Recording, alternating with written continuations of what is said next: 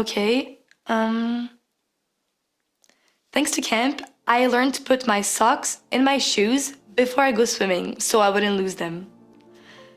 Thanks to camp, I learned that it's a good practice to wait until everyone is served at the table before you start eating, even if you're real hungry. Thanks to camp, I wasn't afraid to sing, even if I didn't know all of the words. Thanks to camp, I wasn't afraid to learn English.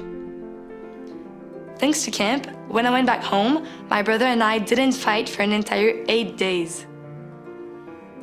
Thanks to camp, waking up with glitter on your face from yesterday's program is a fashion statement. Thanks to camp, plunging a toilet efficiently is a badge of honor. Thanks to camp, I had the opportunity to remove a tiny spider out of a camper's tent, and now I'm a legend. Thanks to camp, I learned to soften the noise of social media to create a space to hear myself.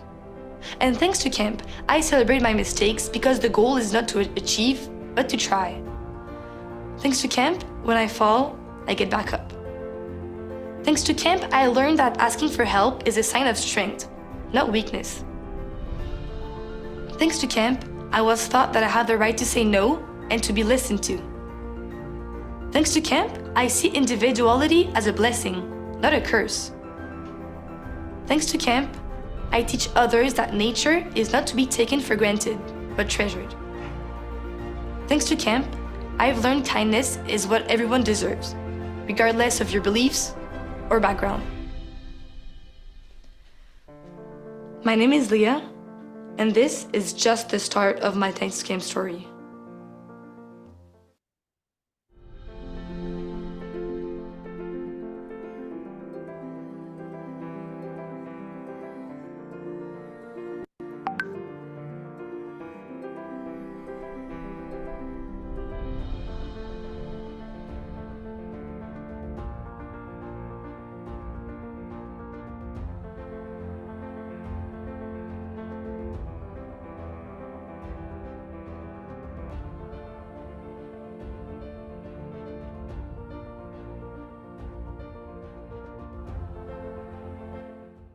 My name is Gabrielle Raill, and I'm one of your hosts today. And I am here backed up by an amazing team to bring you a wonderful, wonderful show, staff training. We just saw a video featuring Leah for the Thanks to Camp movement, and it's talking about sharing your camp stories. And part of sharing our camp stories starts with our staff. How do we welcome them? How do we bring them in on the intentionality behind the scenes? And today we have wonderful speakers that are here to help us connect with our staff this summer so they can provide care for our campers. So just before we start, I'd like to just bring you in on who is going to be with us today. So we have our very own Simón from Venezuela. They'll be chatting with us, Tomás from Mexico, and Alexandra and Cristian from Spain. We're so excited, and we're going to be hearing from them in just 5 minutes. But before we get going, we'd love to hear where you are from. So please do share in the chat where you're joining us from today. It's always nice to say hi to people from around the world. And that's what's kind of cool about ICF Academy, is that we do get to see each other from around the world, virtually that is. So please do share where you're from and say a little hello to everyone. Now, good to knows. If you could have a little put on your mute while our speakers are speaking, that would be wonderful. Also use the speaker view. That's going to be also really helpful so that you get the best content and you're seeing the presentations nice and clearly. Our session today, though probably could all be in Spanish, will primarily be in English. So thank you for those of you on the team that is pushing in your second, third, or seventh language in presenting today. However, in the chats, we have Gwen that's going to be monitoring in English, and Luciana who's going to be monitoring in Spanish. There's no formal breaks, so please do take care of yourself. Make sure you have something to drink or take a little break if needed. we'll just be rolling on. Of course, this presentation is recorded, so if you do miss something, no worries. You can always come back to it. And we will be finishing around the 90-minute-ish moment at ICF Academy. We like to say ish because we try our best when it comes to time. Now, what are we going to be talking about? Well, Simon's going to be bringing on a little journey of effectively working with a new generation of leaders. And that's what we do at camp. We effectively work with different generations year after year. And some of us older people need to adjust sometimes. He's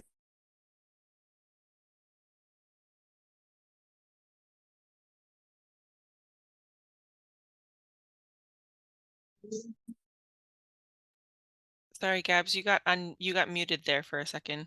Oh, I really did. There we go. Sorry. Did we hear about Tomás yet? Nope, you can Great. start with that one. So Tomás, did we talk about Simón? Yes, great. Yep. So I'm sorry. Well, ironically, Tomás is going to be saying, I hear you, I see you, and I'm here. Social emotional management for staff at camp.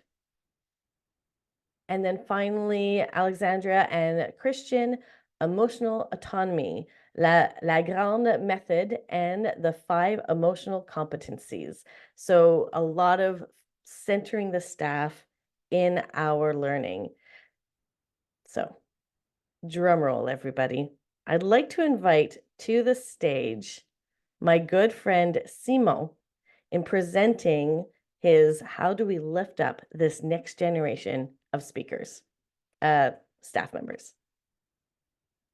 Hello, hello. How you doing? Thank you so much, Caps, and welcome everyone from all around the world. It's my pleasure to be here. I think this is the first time that I'm formally presenting in ICF Academy.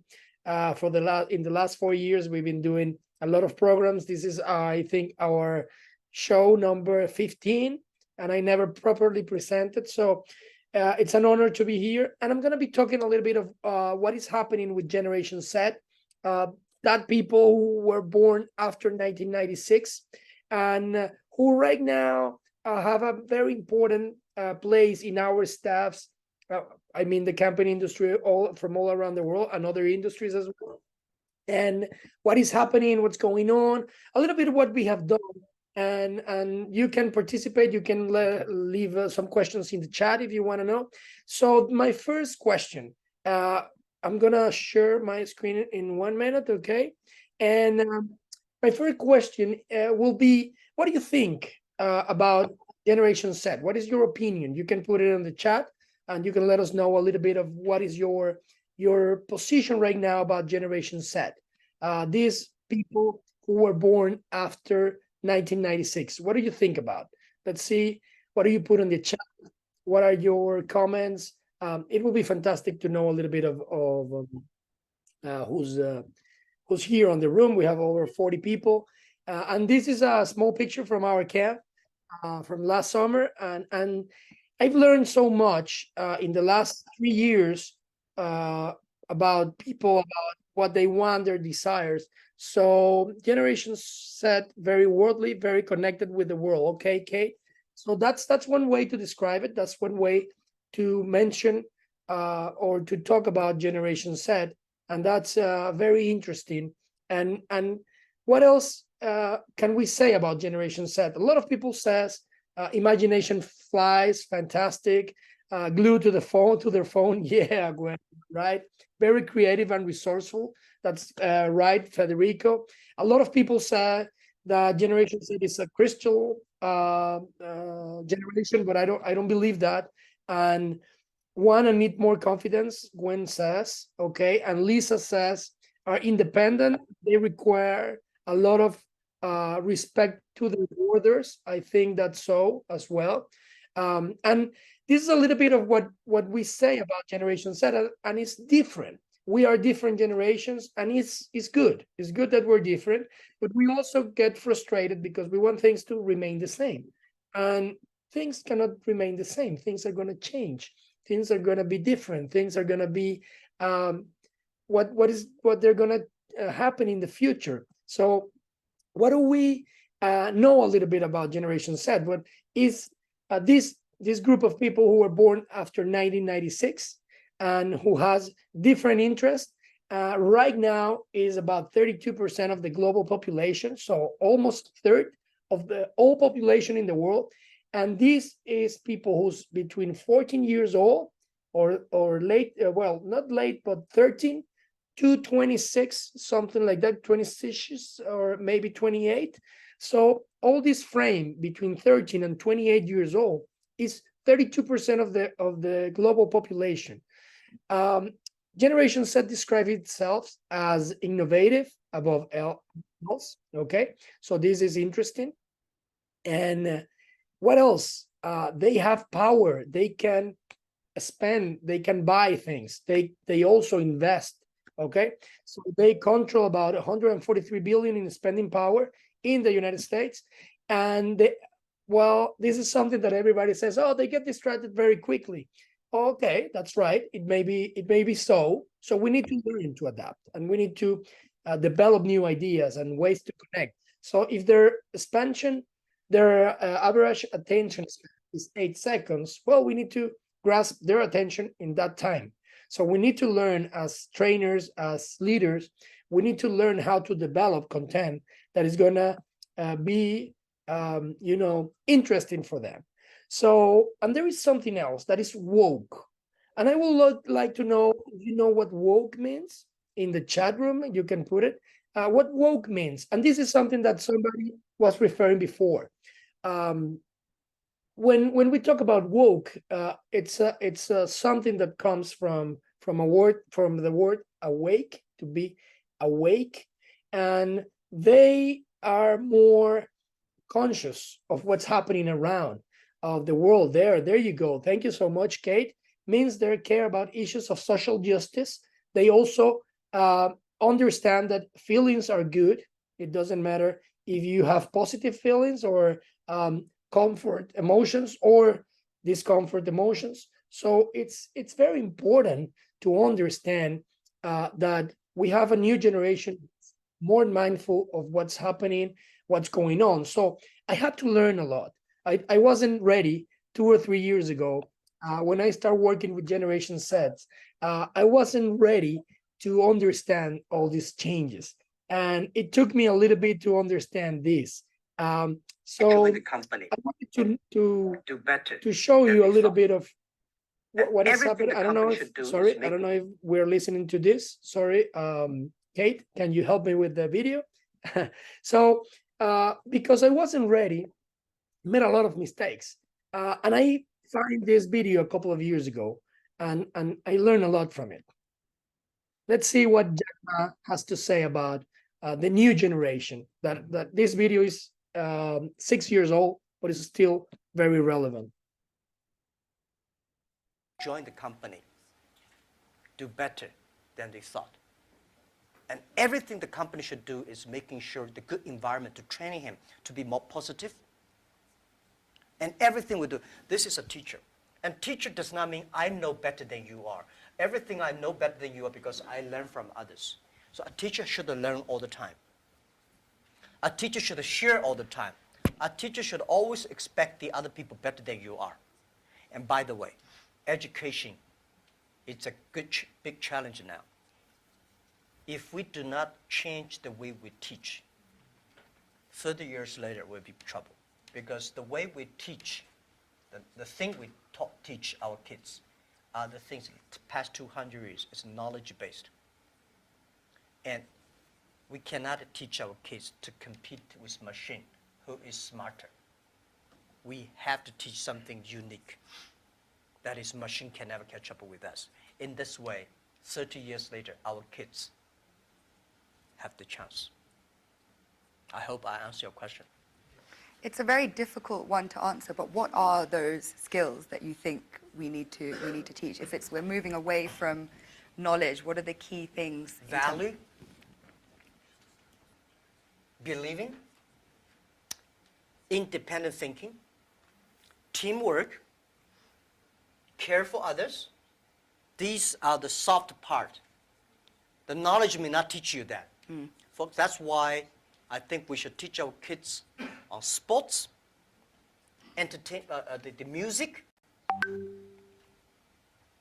the painting, art, to making sure humans should be different from, everything we teach should be different from machine. If the machine can do better, you have to think about it.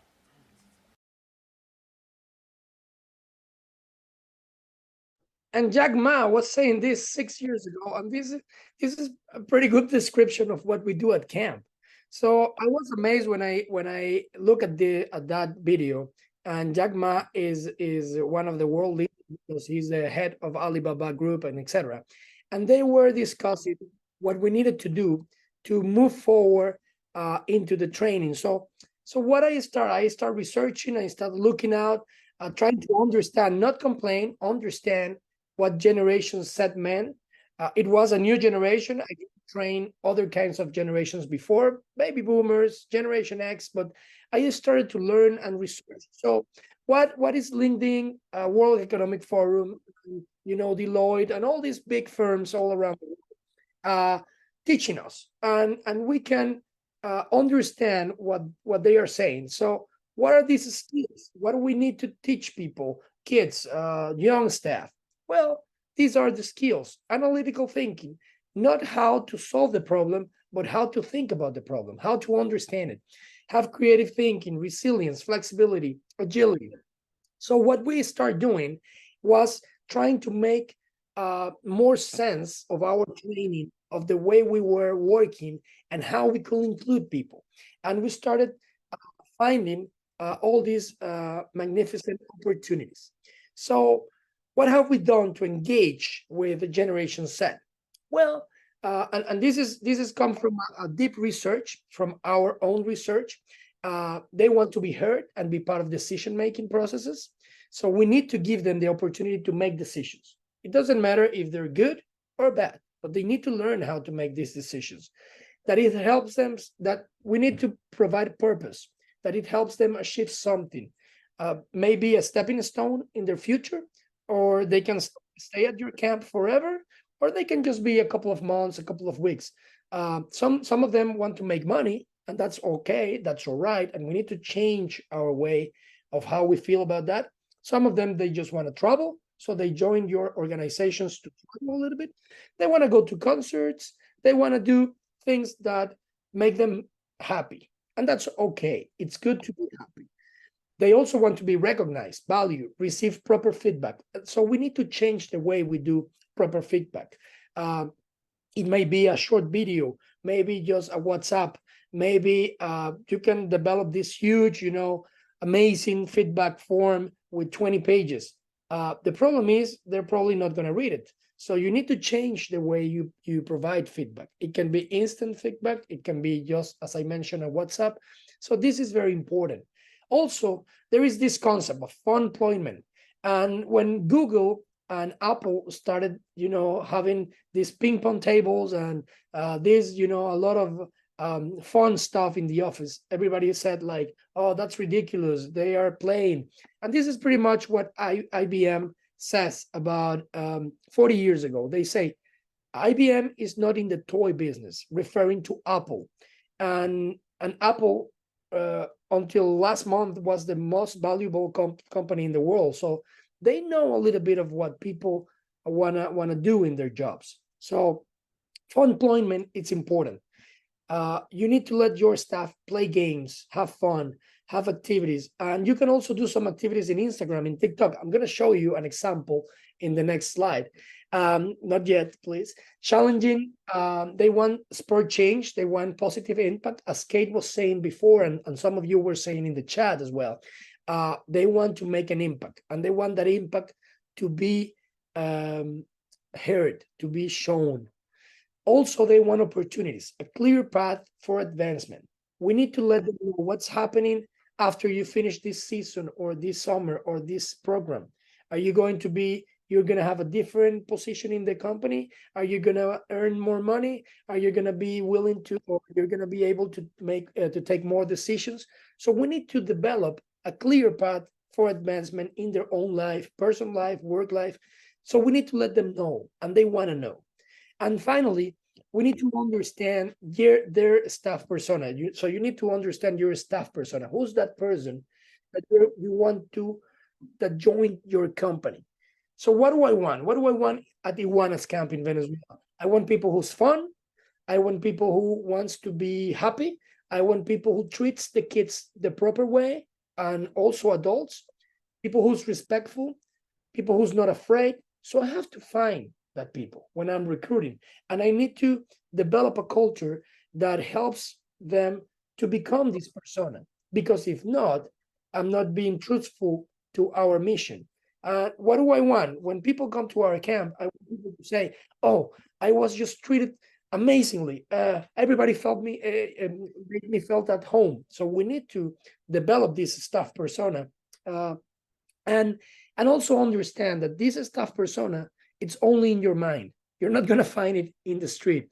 All the qualities are not going to fit in one person. So you need to think about this, and also let go if you don't find the perfect person. So what are the examples? So what are we doing?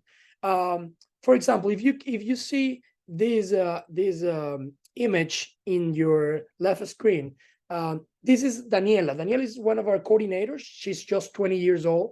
And Daniela is going to be an au pair in the United States in the next few months. And she's been working with us for the last 2 years. So we're really happy, and we're helping her, supporting her intention to go to the United States to be an au pair. But we don't want to lose her as a staff member, but we understand that that is her next step.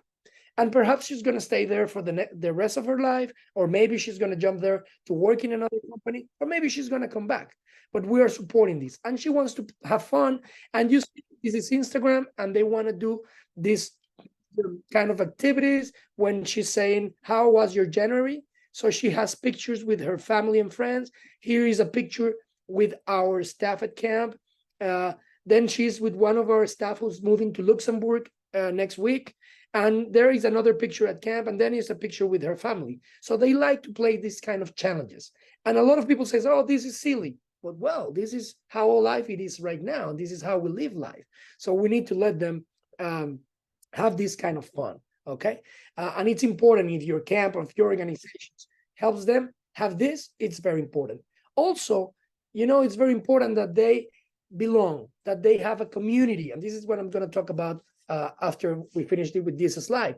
And we also need to share pictures. I always complain with our communications staff, like if we have pictures from one event, share with the staff. They're going to share it in social media. They're going to feel they belong.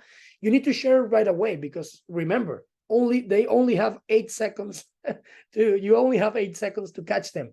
So if these pictures are a week old or something like that, they're going to forget about that. So you need to share them right away, next day, so they can share them online. And the last thing that we are doing is we are providing opportunities for them to be in social media. They love to be online, and they also ask us, oh, can you put myself when I'm going to be on social media? So we share with them. We ask them to play games, to share with our campers base. But this is not for our campers. This is not for our parents. This is not for our company. This is for them. And they enjoy, they have fun. And this is something that we are doing that has been very interesting in the last 2 years. And this is how we have learned to connect with them. Okay. So what have worked with us? Well, keeping it flowing, always changing, always fresh. This is an expression that is right now all over the world. Yeah. Keep yourself fresh. So we change uniforms from year to year. So everybody wants to have the new shirt. We change locations. We change the way we do things. We change activities. We change a lot of stuff. So we keep it fresh. So they want to be part of that. It doesn't matter if it's new staff or old staff. For example, we just changed our brand of coolers from Contigo to Cubit. And that was because one of the staff said, I want to change the cooler. Okay, we'll listen, and we say, okay, let's do something. Another thing that you can do is transformational leadership, and you're going to have some links in the chat in a few minutes where you can find some of this information. What is transformational leadership? And that's a leadership that influences people, but helping them achieve their goals, not your goals. Delegating and understanding victories and improvement, recognizing achievement, as I mentioned before, not being afraid to promote people who's better at the job, and over loyalty, and that is very important. We had a 17-year-old leading one of our most important projects last year. And of course I was afraid, and of course I was like, oh my God, but she did a great job. And we're really happy about the results. And now she's empowered, and now she's a better leader. So that's fantastic. So don't be afraid to promote people who shows quality instead of the most loyal people. And finally, partnerships. Work shoulder to shoulder with the staff, provide mentorship, so they will see that you are leading the way. You're walking the walk, not only talking the talk. I'm almost finished. I know I'm almost over time. Hold on. It's okay. What have worked well, the younger leaders and mentorship, showing organizational improvement, showing them, and I'm going to show you a slide with this, what happened last year, what do we got? And so we did a lot of gamification, willingness to change, open to suggestions. I mentioned the cooler stuff, inviting other people to find success elsewhere. This means firing people. So you have to let go people, and you don't have to be afraid of that. And I was always afraid of that. I didn't want to oh no, don't go there because Simon is going to fire you. But in the end, if that person is not adding to your organization, you need to tell them, I'm really sorry, but I don't see a future for you here. You should go to another place where your talents are best used. So how you can add by subtraction, and also taking into account the Peter's principle, which is when someone reaches a place in your organizations that doesn't is not effective. So sometimes we want staff counselors to be coordinators, but they are not good coordinators. You have to take them down, send them back to be a counselor. And we have done this in the last 3 years. We never done that before, but we have done, because people think it's a demotion. It's not a demotion. We're just moving you horizontally inside of the organization. And finally, community building. So this is something that we do each year. It's a newspaper, and this newspaper we write down what we want, what happened last year, what we want for the next year. So the good thing is that we can come back after 1 year. It doesn't matter if the people still in the organization or they left. We can come back and check what we achieve. So they make it, they do it, and then we discuss it like a press conference. It's really fun. Everybody asks questions and intervenes. So it's like a game, but it's serious. And then, as I mentioned, it's a great document because we can come back next year. So we see the changes we have applied. And for example, between 2023 and 2024, we had 80% of achievement of what we have in these newspapers. Okay, we had about 7 or 8 of these with different topics. So we achieved 80% of the things that staff asked for 2023, sorry. So that's amazing because it shows them progress. Well, finally, what to do? What can I suggest? And this is what we're doing right now. Shorter and more precise training. Instead of those long training sessions, shorter, use nano learning, micro learning, videos, images, very, very quick. Change the work structure when possible. What I mean is maybe that staff doesn't last for 12 hours or last for 8. So ask them to work for 4 hours and then change them to another position or shift them or ask somebody else to come. So change the work structure. That's going to be something that can help you. Include videos, online content, pictures, surveys. We do a lot of surveys, very fun with WhatsApp, and we ask crazy questions. So people always have fun. So this is fresh, keeping it fresh. Delegate functions, but also supervise. Don't forget to supervise. You need to supervise. Accept their proposals, younger staff, as I mentioned, and fun employment, keeping it fresh, as I mentioned before as well. Focus on community building and well-being. Also, the well-being of your staff is very important. And finally, find leaders, nurture them, encourage them, ask them to help. Ask people, hey, can you help me? Can you support us? Can you be part of these solutions? I know I went a couple of minutes over, so I'm really sorry to the ICF staff. And you can talk to us. You can ask whenever you want. Here, you can go straight to our Instagram, and I'll be happy to reply and to answer and to send any information that you want if you want to ask something. Thank you so much. And these were my 2 cents on staff training in 2024. Thank you so much, Simon. And if you want to show your thanks, you can do what Gwen was doing and showing up for your hands to let them know that we really appreciate you. And so much content, so helpful. And I think that sometimes when we have a lot of content, it's hard to figure out, where do we want to start, for our camp. So this is what we're suggesting for you. Pick 1 or 2 things that that Simon had mentioned when it came to working with the staff, and that inspires you, and share that in the chat. What's 1 or 2 things you want to do this summer that Simon was mentioning, so that it's helping to engage those staff members? Let's take a moment right now to write that up.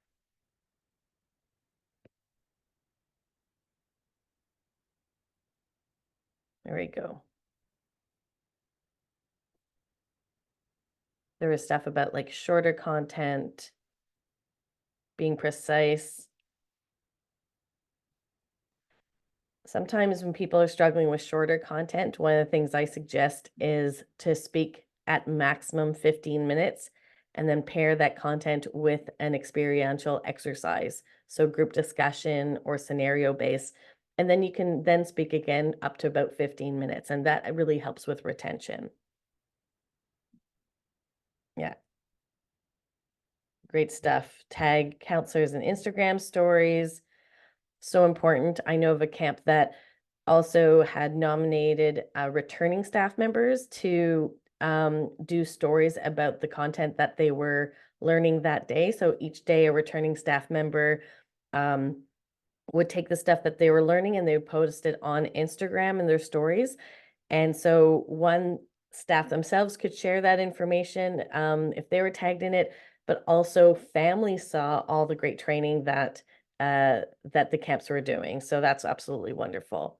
Now, the second thing we'd love for you to do is to look at accountability. So you might have some great ideas and say, you know what, that's what I'm going to do. We're going to do the Instagram story thing. That's really in for us. Who's somebody in your organization that you want to share this idea with? Write that down on a piece of paper. You don't have to share their names in our chats, but this is something that is going to help us or you stay accountable to these great ideas. And it's not just being accountable, it's having a buddy in getting those new ideas out there, especially when you're doing something new within your organization. Find it really helpful to include other people in that vision. So write that person's name down, make sure you put it in the calendar so you reach out to them after this workshop so that you are implementing some of these ideas. I'd love to, so thanks for sharing there. We're going to move on forward to my brand new best pal, Tomás, to come to the stage and present his piece on socio-emotional literacy. So excited. Thank you, Tomás, for joining us today. Muchísimas gracias. Buenos días a todos y todas. Thank you very much for having me. Bonjour. And a little bit in Nahuatl. Mahkuali Tonali. Buenos días. Thank you, everyone. It's a pleasure to be here. Truly a pleasure. I want to say that the presentation is basics. We went back to basics. Bit of background. This phrase, I hear you, I see you, I'm here, is something that we used in training many years ago. It's going to show my age. The first time I used this phrase was in 1993 when I was working in Costa Rica doing staff training for another organization. And something that was amazing is that it has kept us fresh throughout the years. But after the pandemic, the reality is that here in Mexico, at least Campamento Esperanza, we didn't really stop for a long time, but it did have a huge impact on the way society viewed camps and the way they were afraid to send their kids, their youth, or themselves as staff members of a company to participate in a team building program. It was impressive for us to see how many people had this distance. And what was more impressive is that we had not recognized that that was happening to us as well, to staff members. So we went back to basics and we took this phrase and said, okay, how do we do a little bit of analysis to understand how to deal with what we are living here in Mexico? So we went back to this one, and I want to do something with everyone. Please, if you have your hands, just raise one. Just raise your hand, okay? Raise one. Now, we're going to have 3 indications, and they are going to be in Spanish, so that, it's going to be a little bit more fun for me. I hope it's not too difficult for everyone else. Mano, hand, cabeza, right? Corazón, okay? And please just do what you hear. Mano, cabeza, corazón. Mano, cabeza, corazón. Mano, mano, cabeza.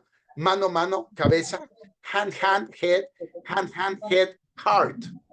Heart, head. The identification and the connection that we need to do, it doesn't have to do with only connecting with the person. We needed to reconnect with ourselves, and that's why we had this little drawing about the connection and being in tune, making sure that what we were thinking about was in tune with what was in our hearts. So next, please. And in doing so, again, I said we went back to basics. We analyzed 4 dimensions. The first one, our vision. Was our vision and our mission in tune with what was happening? What were the needs of the population at large?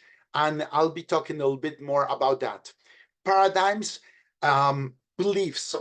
What were the beliefs that had been reinforced, whether they were with a good foundation or whether they were not founded at all? These paradigms, these beliefs, how were they affecting the way participants were coming into the camps? The way families were participating in presentations, or the way institutions were coming to us, why they were coming to us to do a camp. Because here in Mexico, we do a lot of camps for specific institutions or government organizations or companies. Third, attitude. The importance of attitude. I know everyone, we all know that attitude, we cannot have someone else change their attitude, but we're responsible for our own.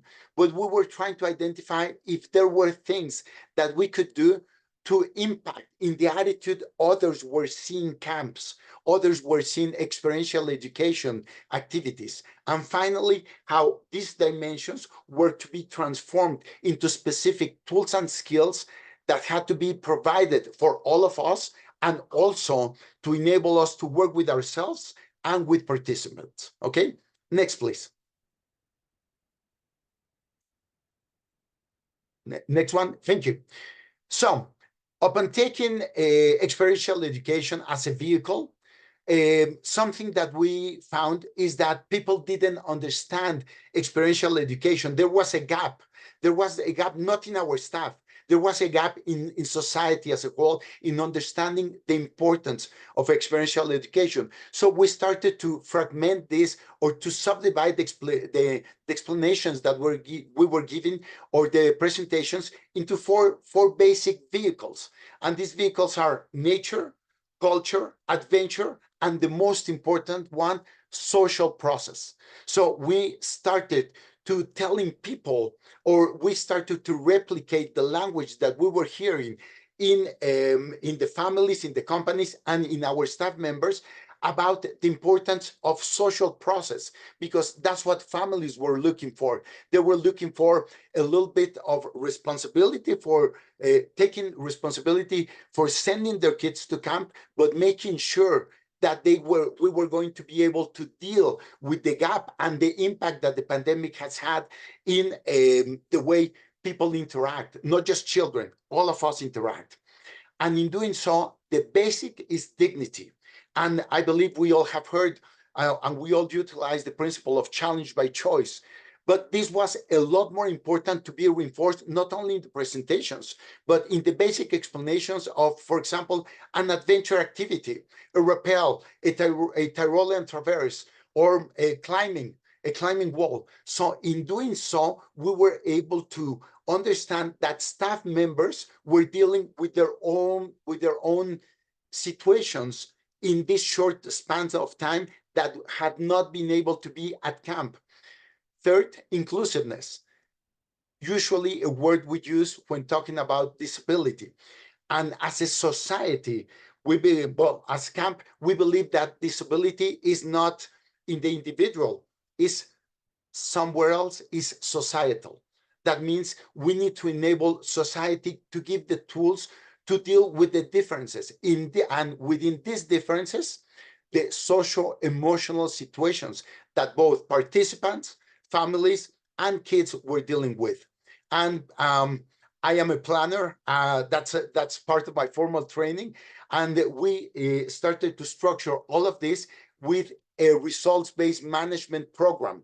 That means that we knew where we wanted to finish in terms of the results, even before we started, when we started to identify the resources that we were going to use in training, at camp, in the activities, in the staff design training process, and also in the program design, okay? So that's vision.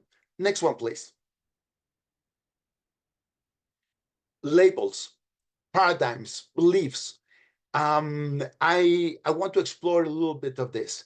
It was very interesting to see in our first camps and also in the camps we're doing right now, the way labels and through social media have had an impact on the way kids and youth and adults see themselves.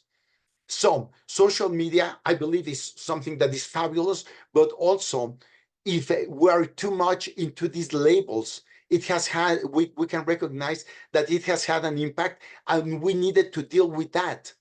And we needed to deal with that by being a little bit more calm in the way we started to design the programs. For example, before our first walk and the way we use the first trail that we used to go into camp used to last only 45 minutes. Now we're taking about 1.5 hours, double the amount of time, because we needed to do the transition from urban setting to the rural setting. And that helped a lot the participants to say, I feel okay in this space, because they were learning a little bit. We were taking our time to do every single activity. And by the end of camp, rhythms were able to be at the same pace as the way we were doing them before.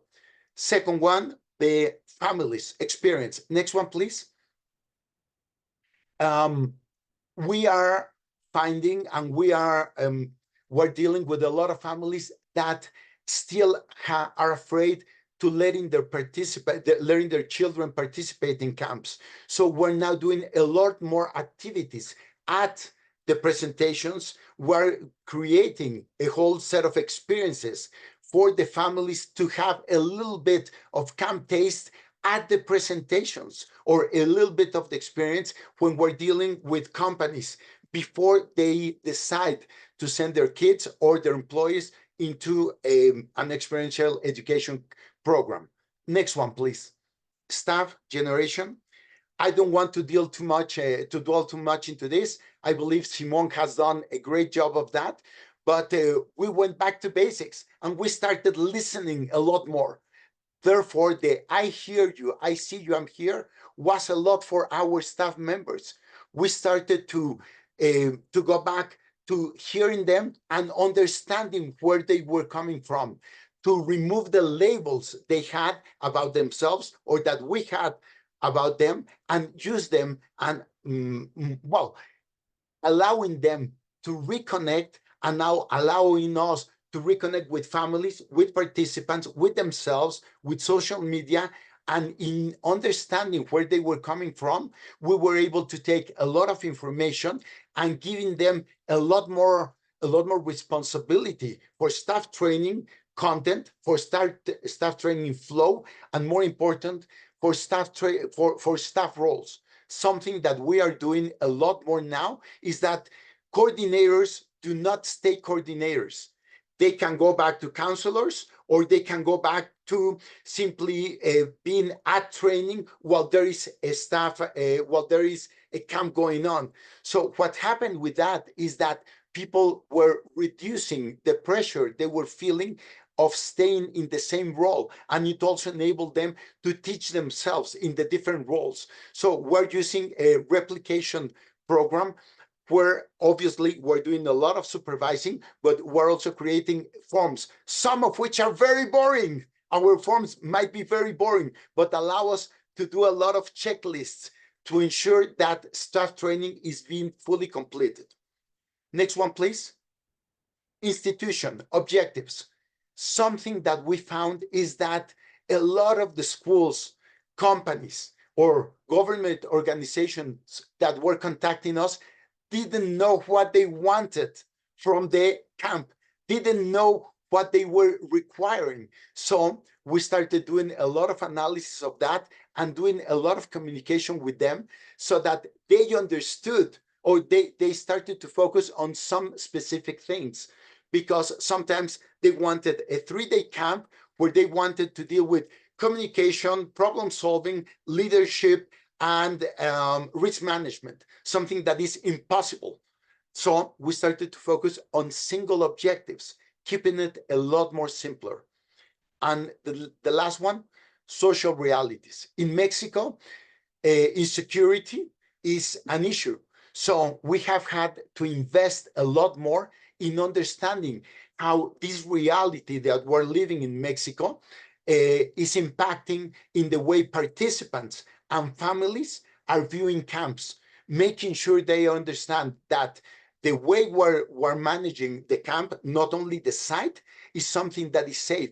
And it has become a real issue because these insecurities are compiling with the way they were afraid because of the time that we were, the way everyone was staying at home.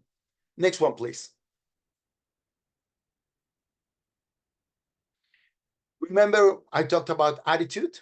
I want to do a very simple exercise. Please, everyone, just look at your screen. And please take a look at Gabs. Thank you, Gabs. Now, Alexandra. Alejandra. Now, Simón. Now, Win. Did you see that? I see you. I hear you, but it's not only I see you. The simple connection that we have in the way people react when you are at the spotlight. So understanding that our attitude doesn't have to be a mask. It has to come from within. And with that, one of our staff members, a very young staff member, came up with three basic simple things from our staff manual, which is huge. Our staff manual is enormous. And he went back to basics and he said, wait a second. Responsibility is something that I have assigned myself, and it has to be clearly understood. So he made a list of his responsibilities per day, per activity. And then he said, it is my responsibility. It's not something that Tomás, Canek, La Güera, or someone else is giving me. It's not something that people are imposing upon me. And he created an exercise, and he created, a little form that he shared with with all of us. And we're now using that so that people remember that it is a self-assigned responsibility. Again, going back to basics. Opportunities. Every single challenge is a teachable moment. What can I get out of this? I believe there's, I don't know, I have read about 4 different books about teachable moments, but one thing is to read it, and it's a very different thing to recognize a moment that is a teachable moment when you want the program to keep going or when you want objectives to be achieved. Well, take a second to lower the pressure. Take a second to reduce the rhythm and seeing these challenges as opportunities. And finally, multidirectional. That means everyone is teaching, everyone is learning, everyone is being a part of this support network for each other, not only for the campers, but for ourselves. And we're giving people a little bit of a reminder of something that my father created many, many years ago. My father, Virgilio Vergara, who is the founder of Campamento Esperanza, taught me something when I was 13 years old, okay? And he said, you need to be proud of what you know, of what you can do, of what you can achieve, but you need to be sure, you need to make sure that you're humble enough to recognize when you need help, when you cannot do something, or you require others to take care of a certain task. So be proud and be humble. That regulates and that makes sure that our, as a team, we can take on different tasks, but also it has allowed us to recognize when we can deal with something and when we cannot deal with something. Something that happened about 1 month ago is that they asked us if we could deal with certain situations with a small group of 5 participants. And in doing a checklist, we went back to the parents and said, I'm sorry, we are not ready. We can acquire the skills, we can ensure that we can do it in 2 months, but right now, we're not ready to do it. That team of 5 parents has decided that they're not going to do the camp now. They are going to wait until summer, and they have already, yesterday, told us that they have already included another 40 families. So it has become an opportunity for us. In having said, no, we cannot do it now, it became an opportunity for us to do something bigger in about 2 months, in about 4 months' time. Okay? Next one, please. Thank you. I see the 2-minute notice. Okay. Finally, we have changed our presentations, information packages, and we're becoming a lot more stricter about deadlines. Giving people deadlines and being firm with these deadlines has ensured that participants have a good, sound, solid experience. A lot of parents knock on our door and say, please, my child decided he wants to go. I'm sorry, we cannot do it. And it has ensured that the experiences are a lot more solid for that individual participants and for everyone else. In our registration form, we have a special area for socio-emotional situations. And that socio-emotional situation might be that his brother is living in a different state, or his father has now a different job. And that has given us a lot of information to understand who we're dealing with. And the third one, I'm going to jump to the second column, first aid, emotional first aid for our staff, within our staff training, for our self-management, and also to be able to provide sound, solid containment for participants. A lot of these things, if you want, we can share forms, we can share specifics, and we can share a lot of resources that we have taken, such as some of the writings that we have used to give foundation to the different changes and to going back to basics that go back to 1993 or as recent as what our staff member did a couple of months ago. That's it. Thank you so much, Toma. That was wonderful, chock full of information. And I can answer right now that yes, everybody wants those documents. So if you can send them, we would love them. This is our chance to put the good lessons that Toma gave us into action. And so what are some of your top ideas that you want to do for your summer camp, for your staff this summer that you'd like to implement?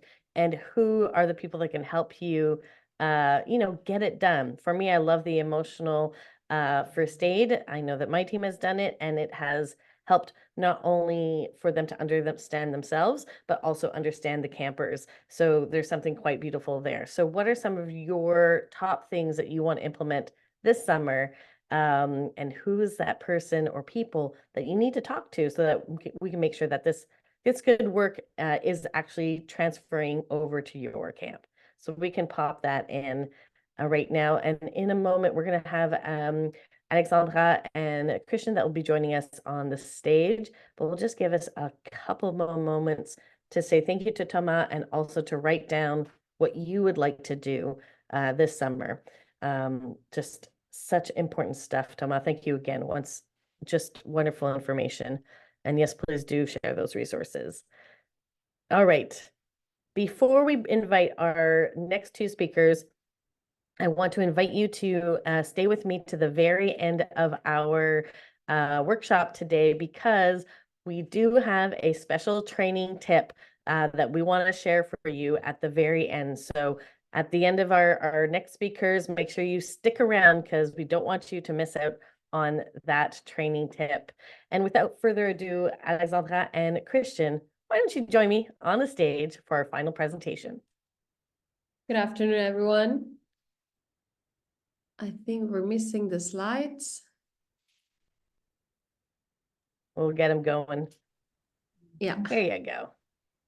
So this is Alexandra, and Cristian is I can hear with Hi there.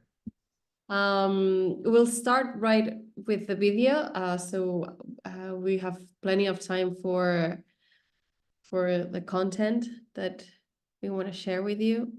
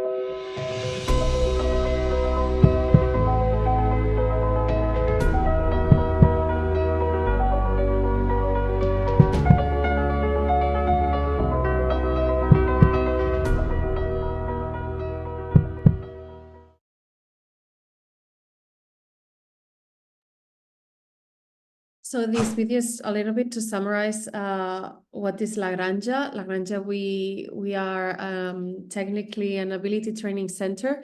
We create programs for children, scholars during the school years, or even in summer, companies and all variety of industries and hospitals. So we train the emotional. We train emotional. We train the. Wait, sorry. My English is not my first language, so give me a moment so I accommodate. So we train emotional competencies to different type of groups. Cristian is gonna go more deep into that. So I'm gonna summarize how we ended up doing what we do. La Granja was founded in 1985 by my grandfather. He founded, it was the first farm, a school farm in Catalonia, a region in Spain. And we started, my mom actually, who's the CEO, Cristina, started in 2004. She noticed that something in children changed, obviously different generations. And what we used to do here in La Granja, which was contact with nature, showing what a cow is to the kids, where the milk comes from, and stuff like that. So it stopped being appealing, and the way we were approaching the kids was also kind of outdated. So she started digging and trying getting new training and searching for new ways, new methods to interact with the children. And through trial and error and through many years, since 2004, we've created what's called La Granja method, which Cristian is going to explain to you later. But it's a method that has been scientifically proven in 2017, which has led us to, we have 3 different studies with children, with our staff, with a hospital, and that has allowed us to have a place in the market and have an impact, very huge impact on our society. More than 39 last year. It was 39,000 scholars, only scholars, not counting teachers, not counting companies and other type of clients that we have. And we are currently in Barcelona, but we are also doing our work in Madrid and Andorra, working in the US to open a center there. Because well, I want you to experience, you're going to experience an activity later with Cristian. So just a little bit of the background, that why we are here and what we're doing. We work with many different clients. We work with La Masia del Barça, which is the trainees for Barça Football Club Barcelona, Hospital Sant Joan de Déu with their oncology program, and many more than you can find on the website.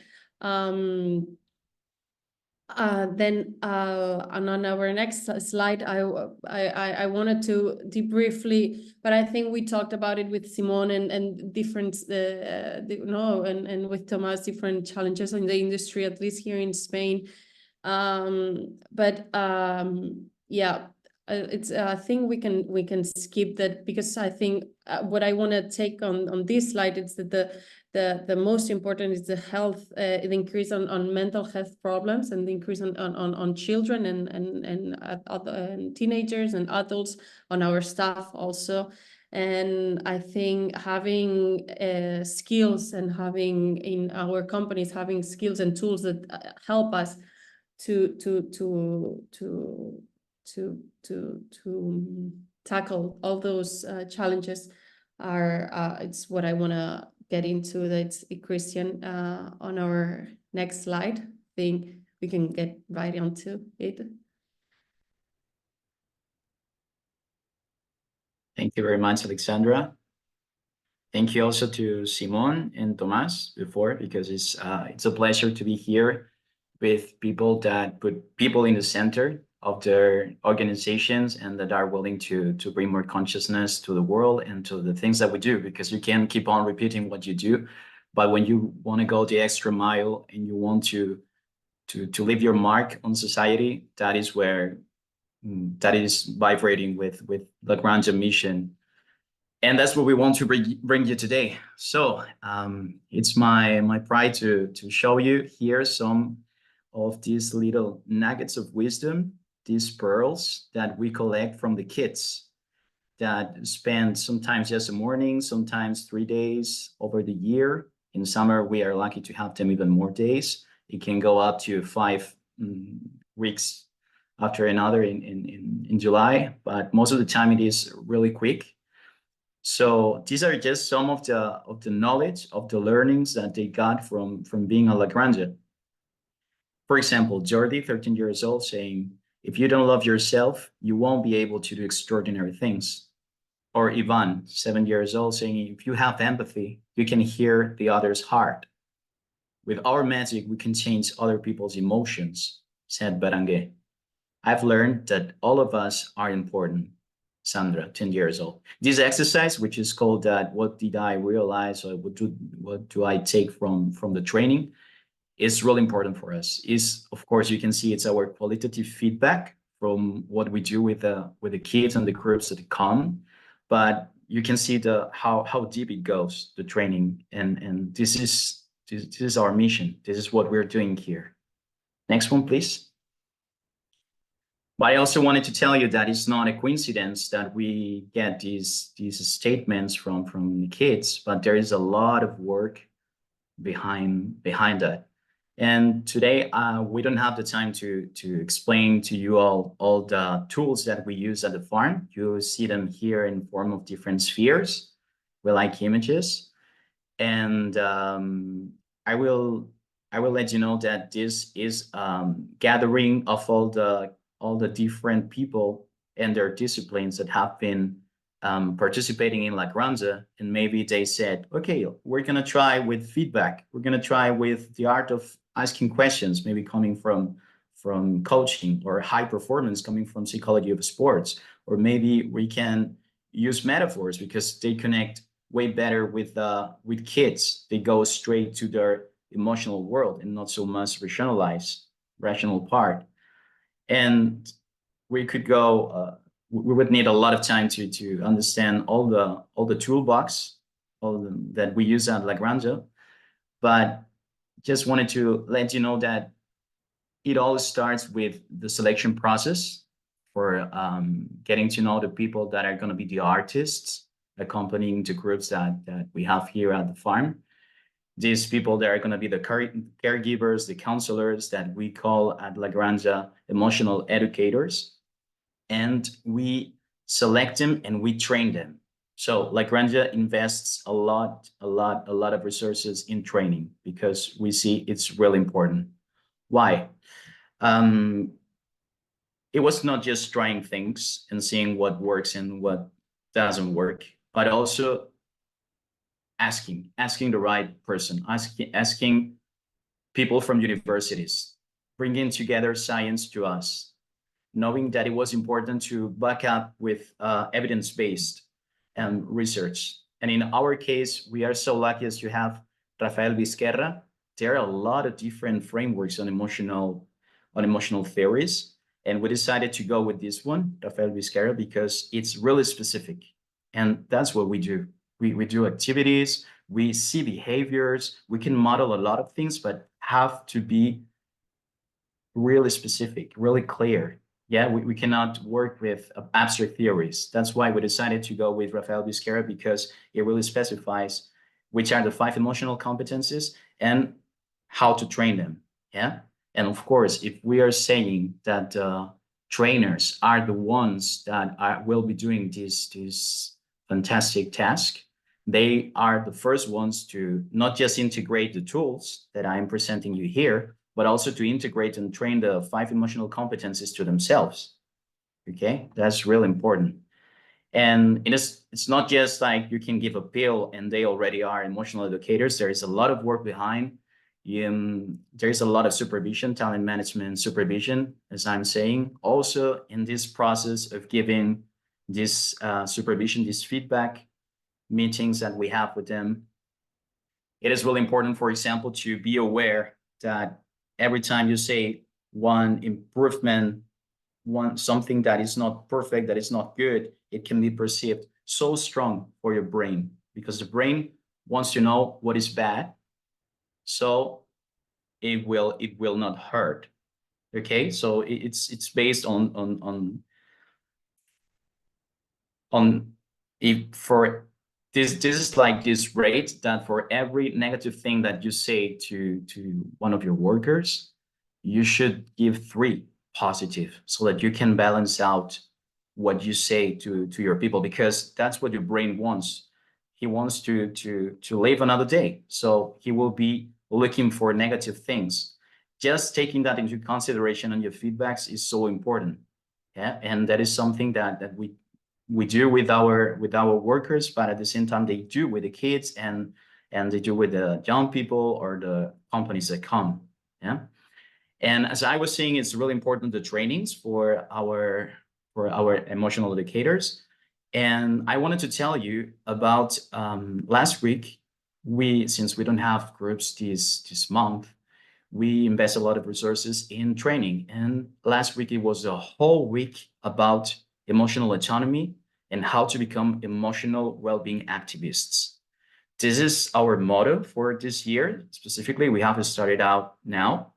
And we wanted to go all the way. Also in summer, it's going to be the topic that all the kids and all the groups will be working on. And it's something that we really see it's useful, not just for our services, but also for our workers. Next one, please. Here you have the 5 emotional competencies of this model, of this Guerra. And as you can see, first of all, you have to be aware that there is an emotional world inside of you. That would be the emotional awareness. Once you open the door and you know that you can find things in that world, there is emotional regulation. You have different options on how to manage what you find once you open the door. And then comes emotional autonomy, which would be, which door do I decide to open? And that is a really interesting one. That's why the whole week was about that one. Social competencies, as you can imagine, is something really natural in camps. And life and wellness competencies would be also, it's interesting because this model has this 5th competency that you don't see in all the other frameworks. And it's really interesting because it's about the kind of objectives that you mark for yourself, the calendar that you mark for yourself, taking care of your sleep, of your habits. It's something that is really rooted, really taken back to earth. It's really specific, this model. That's why we decided to go with this one. And next one, please. Talking about emotional autonomy, could you imagine if you could train first with your workers, then we will think about the service that we can give to the groups that visit us. But first, can you imagine training your workers to train their self-esteem, positive attitudes towards life, responsibility, ability to critically analyze social norms, the ability to seek help and resources, as well as emotional self-efficacy? As you can see, there are a lot of selves in this dimension, this emotional autonomy. And this is what will help us to go beyond victimism, because Christina, Alex's mother, she had already started, as Alex has explained, this transformation when we wanted to do something different. And on that exercise, stop complaining and let's try something different. That is that emotional autonomy that we're saying. Be critical about it and let's start to take the first step. It's the same thing that we are doing now when we say the accountability body that we were saying on the chat, that we are looking for someone else that will help us to take that first step. So as you can see, that first step, that going the extra mile, that taking into action, that would be in this emotional autonomy competence that we're talking here. But it's not the easiest one. We cannot jump straight to that one because as you are starting to see now, it's related to open that emotional door a lot of times, yeah, to getting to know, okay, I opened the door, what is there inside? Oh, there is anger. Okay, another time, oh, there is fear. Okay, another time, oh, there is happiness. Getting to know yourself, opening that door many times, that's what will bring you this emotional autonomy. So we cannot just jump directly to that. That's why today I brought one exercise that is not emotional autonomy, but the first one. Next slide, please. And the first that we train when we start training emotional competencies or changing society through education, and our context, as you know, is the best one that there can be because there is no academic content to be worked, but we go straight to the spontaneous of life, to trying things, to bringing out all the resources that you have inside. And for counting on your emotional world, we have to start by knowing that it exists. So emotional awareness is the first of the emotional competencies. And there is one really, really short exercise I would like to do with you today. Next one, please. The challenge is really easy, and you can take it to your group as well to start this emotional training. And it is, we challenge you to write down for 3 minutes all the words you know describing emotions or feelings in your native language. You can do it on a piece of paper. You can take a pen and a paper, or you can open, if you have the computer, just a blank document. And just when I say I will start counting, I have the timer here, okay? And at the count of 3, we will start writing down all the words that comes to your mind related to emotions or feelings. And Are we Cristian, ready? I'm wondering if for time's Yeah. sake, as we're just slightly over, which is very classic ICF Academy, so that's normal. I'm wondering if we can make it more of a 1-minute exercise. Okay. In that case, I would prefer to skip it because the time is important to calibrate the results. So I can just share how it goes and they can do it with their teams. Well, we can try just for a minute, and then we can then see, you know, oh, this is what would happen if we did it for 3 minutes. Okay. Okay. Just to give it a try. See. Yeah. All right. Okay. So count us down. 3, 2, 1, go.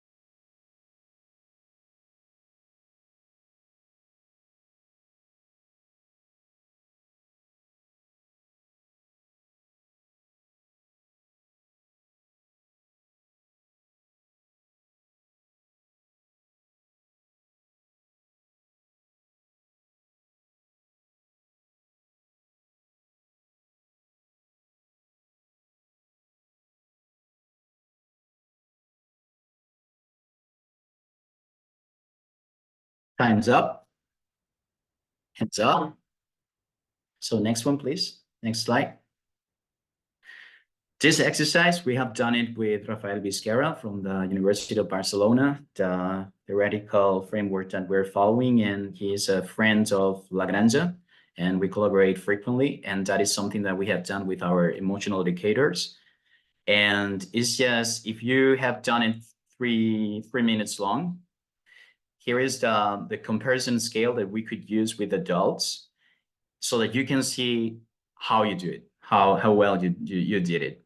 And that is really interesting, this benchmarking, this comparing yourself and knowing where you are at and where you could go, or how much you can learn about this emotional world that is happening all the time. And we are so honored as to be connected to this life all the time. Yeah, you see emotions all the time, and camping is all about that. That's what makes it so unforgettable.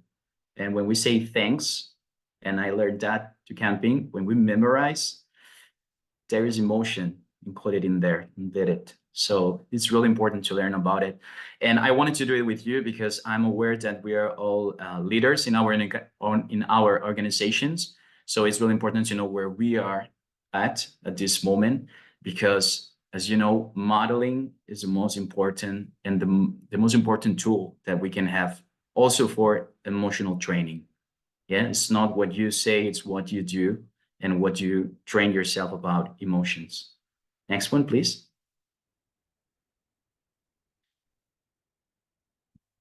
Okay, so I know time's up. So I don't know if we have time for questions. I don't think so, but I wanted to say thank you because it was really nice to share our project with you.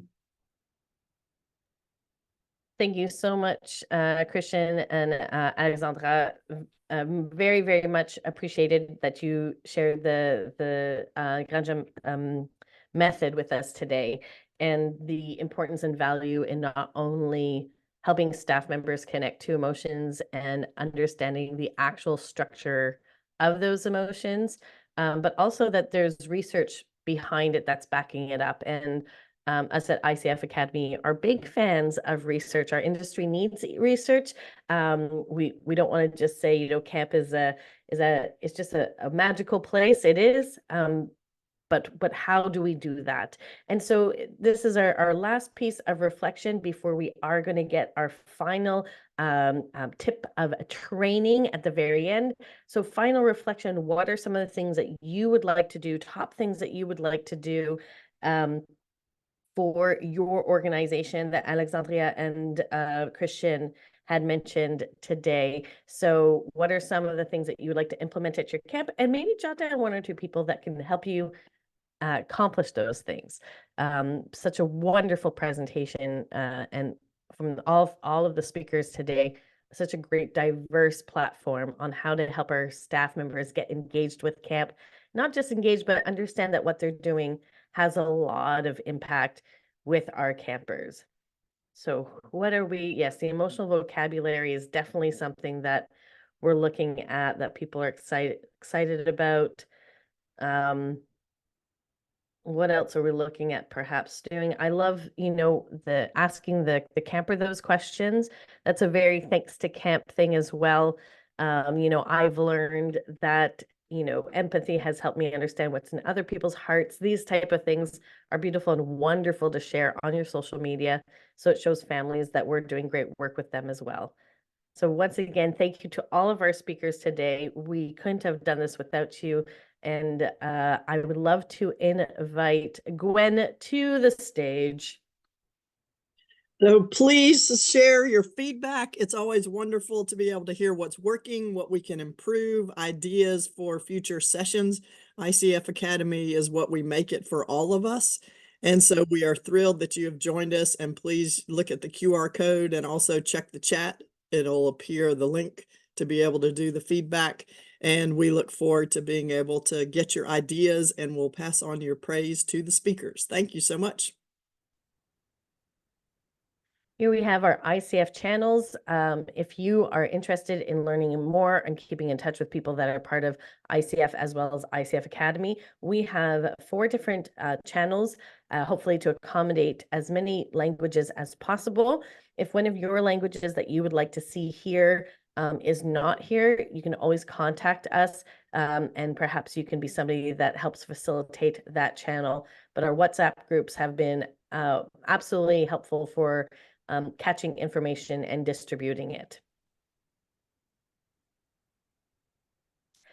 Now, we mentioned that we do well with positive feedback that does motivate us, but also if you're interested in helping us financially, that would be wonderful. Just to let you know that those finances do not go into our back pockets. They go into helping us with that. We're not getting rich off of this, but we're getting rich off of knowledge, and it helps us with putting that finances into our technology, our websites, keeping all of those things moving and well-oiled.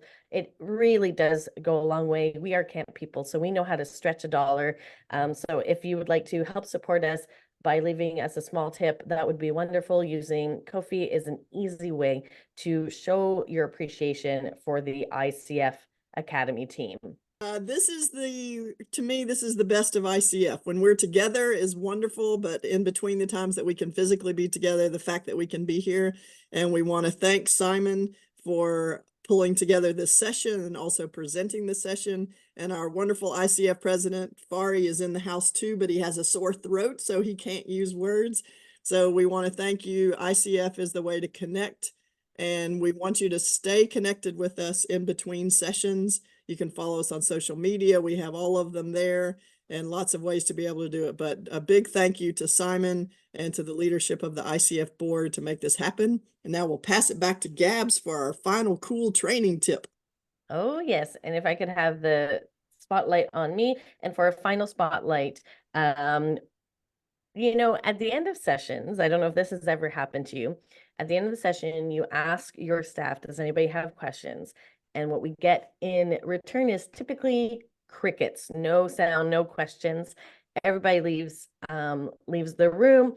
And then when it's time to do the thing, there's a lot of questions that happen. This happens with teachers.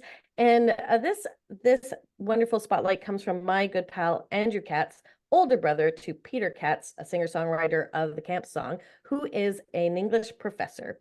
And so what he learned was, instead of asking people, do you have a question?